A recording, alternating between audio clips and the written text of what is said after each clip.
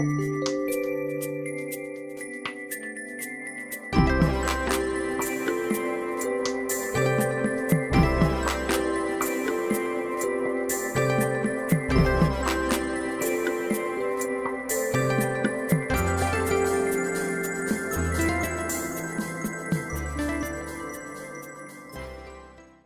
Pisces.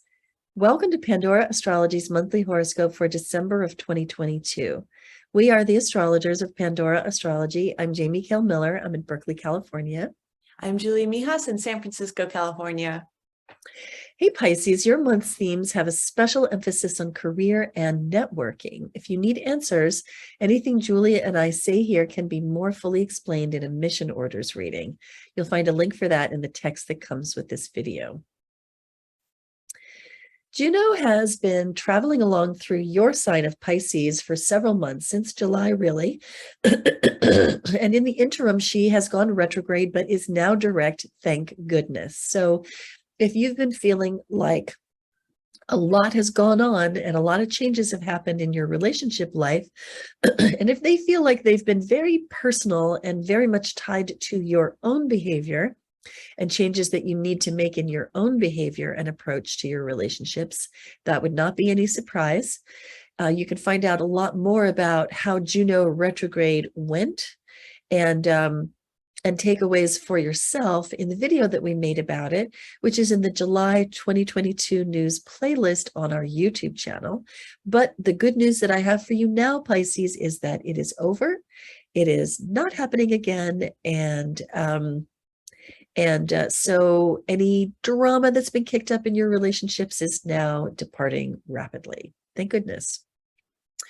Ceres, asteroid goddess of food, body, money, and the things that connect us to the physical world, she is the steward, is traveling along through your 7th house as the month begins in the sign of Virgo, where she's really been bringing a very meticulous view to your relationships, perhaps trying to shape and mold and perfect things there.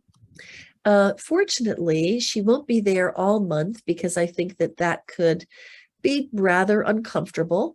However, if you have spent Ceres in Virgo improving on the food, the eating, the ways that you and your partner manage your physical bodies together, that has been a great use of Ceres in the 7th house.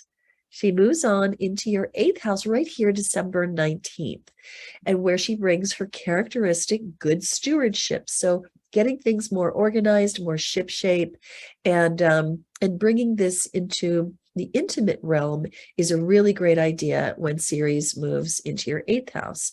So she's probably demanding that you should organize the finances that you share with your partner.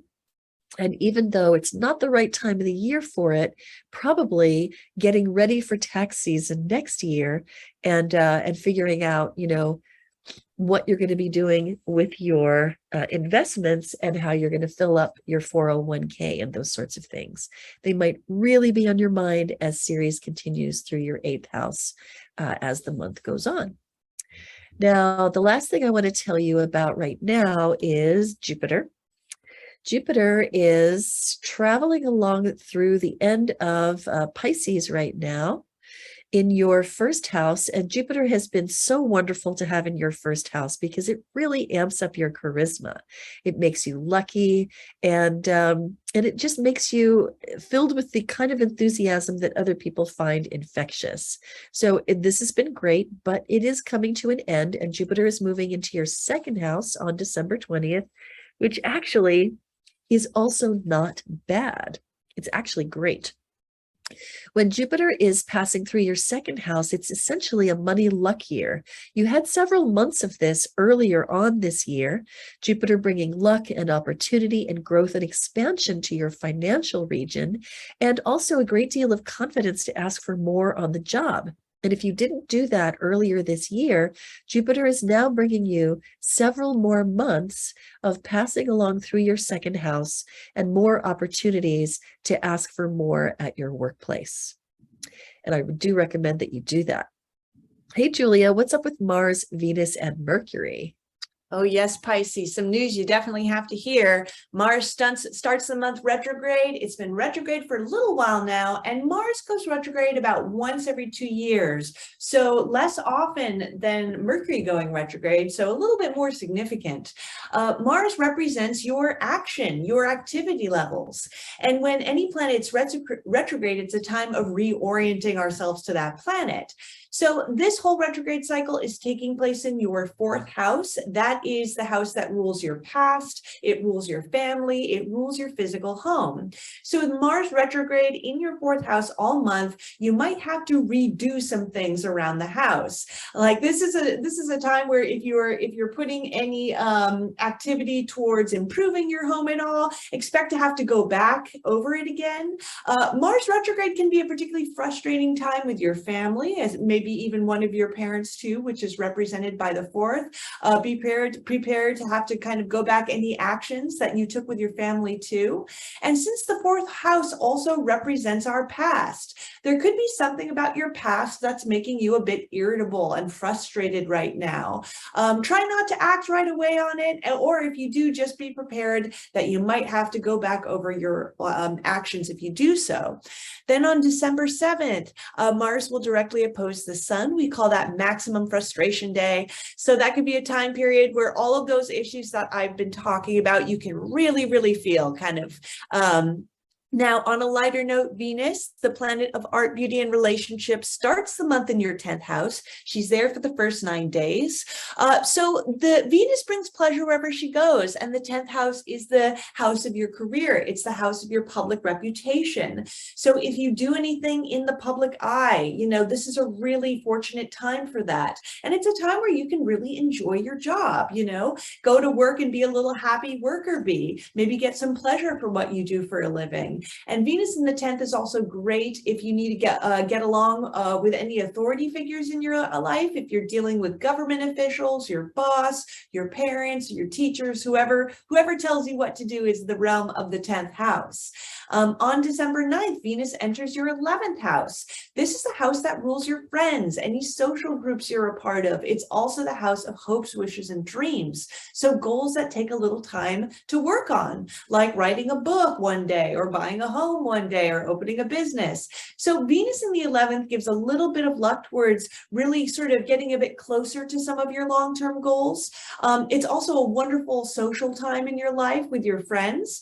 You know, this could definitely be a holiday season where you want to invite friends over to the house. And if you're a part of any groups, whether they're professional groups, personal groups, teams, associations, conferences, all that kind of stuff, you might find ways that they benefit you and you might benefit them back.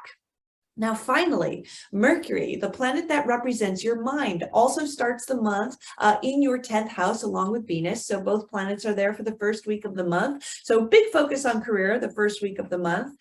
Mercury represents your mind. So you could be thinking a lot about your job, maybe planning, maybe strategizing.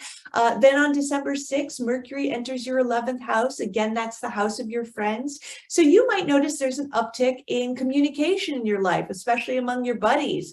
Maybe getting more phone calls, texts, emails from your social networks with Mercury in the 11th. Now, on December 19th, Mercury's going to go retrograde, and you can even feel that a few days before then. So with Mercury retrograde in general, it is a time of travel delays and frustrations with travel. If you are traveling this holiday season, for you specifically, having it in your 11th house might mean miscommunication with your friends. Or if you're planning and strategizing or thinking about some goal of yours, be prepared to have to go back and review what you thought you knew. And it's the 29th. Mercury is And it's the 29th. I missed that. Yeah, at the very end of the month. Big emphasis on the 11th house, starting out with an emphasis in the 10th house this month, and then a lot of things shifting over into the 11th. So let's look at the moons. On the 7th, we have the first of this month's 2 moons right here. Moon is full in Gemini in your 4th house, where she loves to be, opposite the sun in Sagittarius here in your 10th house. And Mars is with the moon as well here in the 4th house. And this is the same day that Mars has, you know, maximum frustration. So this is a really emotional moon. It's a very argumentative moon, and there may be arguments in your home when this happens. So the moon does love being in the fourth house. It likes to get cozy and be domestic in that way. But with Mars here, lighting all kinds of little fires and just being angry in general, this moon pretty much bodes fair to be pretty argumentative, and it might even get you into trouble with your boss because the sun is here in your 10th house of career opposite that moon and Mars. So beware of arguments in both arenas within the few days surrounding December 7th. Now, as the month goes on, the sun leaves the 10th house where it has been. It spends usually about 30 days per house, and the 10th house being the domain of career, the sun has been inviting you to shed the sunlight of your high quality attention here in your career so that things can flourish there, so that you can flourish there. And that's really good for the first 2/3 of the month. But as the sun on December 21st or 22nd, depending on your time zone, shifts on over into the 11th house, this is the house of friends and networks and communities, and that can be in your personal life. It can also be in your professional life. So when the sun moves into the 11th house, cultivating the people around you, the networks that you're a part of, is a really great activity. And that can mean, meeting up with your favorite friends for a drink at the pub. It can mean, working on your Rolodex at work, the people that you're connected with. It can mean updating your LinkedIn profile. It can mean putting some high quality attention on your emailing list. So the ways that you connect with the people that form your social network, whether at work or personally, this is a really great time to attend to those things. And then the last moon I want to tell you about happens on the day after, and that's right here in the 11th house. So that does also bring a lot of attention to friends, community, and networks. This one, however, we're calling transactional family relationships, and it does happen really close to the holidays, the winter holiday, which is a time when we often find ourselves surrounded by family. So the moon in Capricorn tends to be rather of a crusty curmudgeon, kind of emotionally reserved and stoical.